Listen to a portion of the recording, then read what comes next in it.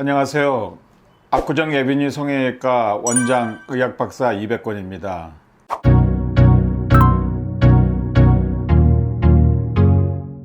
유방 보형물 제거 수술의 그 과정을 보면 첫째가 그 절개입니다. 그 절개는 가장 이상적인 거는 기존에 했던 그 절개를 그대로 사용하는 겁니다. 무슨 얘기냐면 결국은 절개를 하면 어떤 식으로든지 그 흉이 남기 때문에 만약에 제거를 하면서 기존에 있는 그 절개 선을 그대로 사용하면은 또 다른 흉을 남기지 않고 제거를 할 수 있기 때문에 기존에 있는 그 절개를 사용하는 게 가장 이상적입니다. 그래서 그 절개를 통해서 보형물이 있는 포켓을 우리가 접근을 하게 됩니다.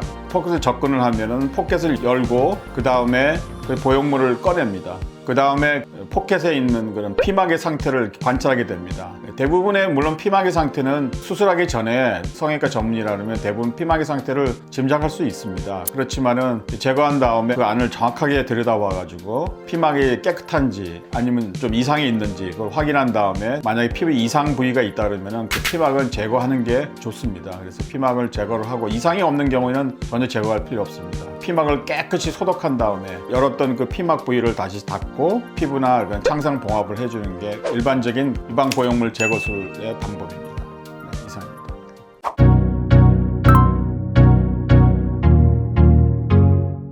피막 제거에 대한 그 관심이 생긴 게 사실은 몇 년 전에 그런 텍스처 보형물로 인한 혈액암, 특히 임파종의 발생 가능성에 대해서 보도가 나온 이후로 피막 제거에 대해서 관심이 많아졌습니다.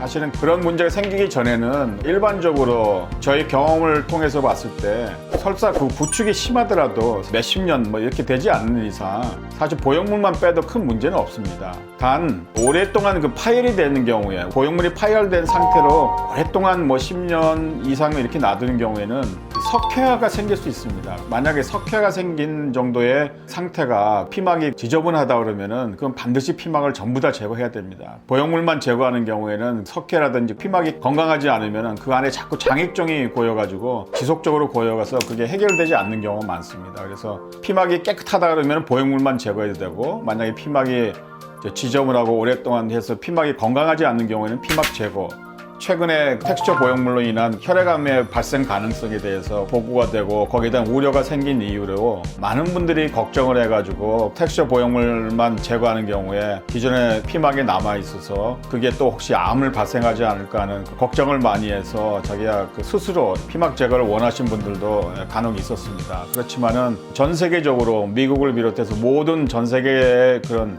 나라가 정한 그 원칙은 있습니다. 그게 뭐냐면은 텍스처 보형물이 아닌 경우에 스무스 보형물인 경우는 기존에 있는 수술 방법을 해서 피막이 깨끗한 경우에는 보형물만 제거하면 되고 만약에 텍스처 보형물인 경우에 장액종이 생겨가지고 그게 초음파에서 우리가 발견이 되면은 그런 경우에는 피막을 제거하는 게 좋다. 그렇지만 장액종이 없고 텍스처 보형물이라도 깨끗한 경우에는 그냥 보형물만 제거해도 된다. 그렇게 원칙이 세워져 있고 저 또한 이제 그렇게 지금 시행을 해가지고 큰 문제 없이 지내오고 있습니다.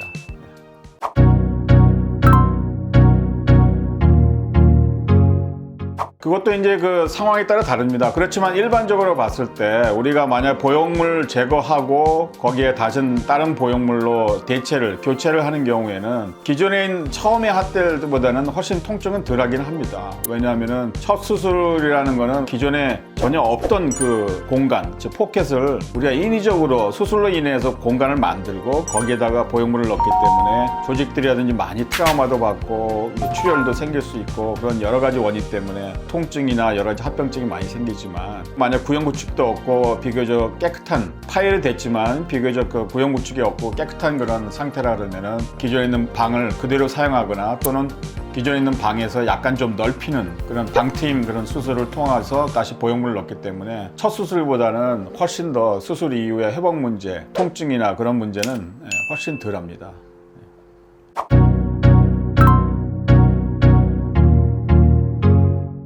당연히 그 보형물을 제거한 다음에 기존에 있는 자기 가슴의 모양의 변형에 대해서 굉장히 관심도 많고 걱정을 많이 합니다. 그런데 일률적으로 모든 분이 다 똑같지는 않습니다. 기존에 자기가 전혀 가슴이 없는 상태에서 만약에 가슴 확대를 아주 심하게 아주 크게 한 경우에 가슴 성형한 기간이 길면 길수록 그런 경우에는 만약에 보형물을 뺀다 그러면 아무래도 처음으로 다시 돌아가기는 어렵고 약간 처지게 되는데 그 정도도 그 사람의 피부 성향이 약간 탄력이 없거나 잘 늘어지는 피부냐 아니냐 그런 거에도 많이 관여가 되고 또한 그분이 또 이 기혼자고 모유수유나 이런 걸 통해 가지고 제거할 때 그 상태가 유방하수 약간 좀 처짐 현상이 있다거나 그런 경우는 아무래도 제거하고 나면은 물론 많이 처집니다. 그렇지만 환자분들이 생각하는 그 빼면 그냥 심하게 처지거나 그런 경우는 굉장히 그런 경우는 드뭅니다. 물론 제거하기 전에 유방하수가 심한 경우에는 제거하면서 보형물은 다시 넣지 않더라도 유방 올림술, 유방 고정술을 갖다 이렇게 실시해서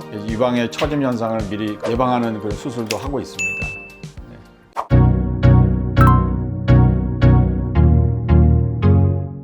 그게 원인이 중요한 것 같습니다. 가슴 보형물 제거 수술을 했는데 자꾸 이렇게 여러 가지 문제, 그리고 자기가 두려워서 앞으로 생길 문제에 대해서 미리 걱정을 하고 제거할 필요는 없다고 봅니다.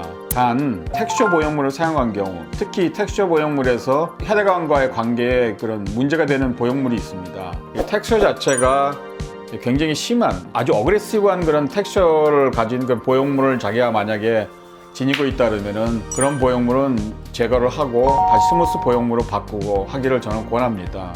그렇지만 이제 마이크로 텍스처, 그러니까 텍스처링이 조금 덜한 비교적 스무스에 가까운 그 텍스처링을 가지고 있는 경우에는 굳이 뭐 이렇게 제거를 하고 이렇게 수술할 필요는 없는 것 같습니다. 그래서 주기적으로 계속 검사를 해보고 여성의 경우는 40세 이후는 1년에 한 번, 40세 이전이라도 한 2년에 한 번씩 초음파로 해서 유방의 상태를 이렇게 보고 깨끗하면 그냥 지내도 됩니다. 그렇기 때문에 너무 걱정할 필요 없고 더구나 스무스 보형물은 파열이나 그런 문제가 아니라 그러면 굳이 제거할 필요는 없습니다.